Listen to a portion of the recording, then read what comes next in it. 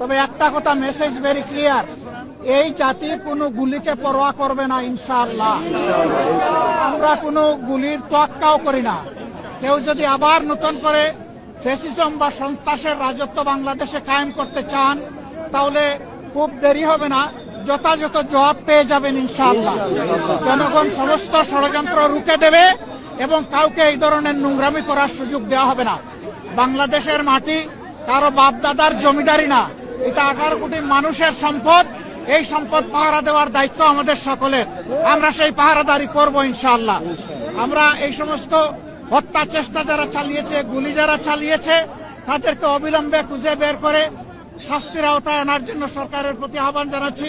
সরকারের কোন ধরনের ঢিলামি এখানে বরদাস্ত করা হবে না। সরকার যেন এই ব্যাপারে তৎপর থেকে নিজেদের দায়িত্ব পালন করতে পারে, আমরা তা দেখতে চাই।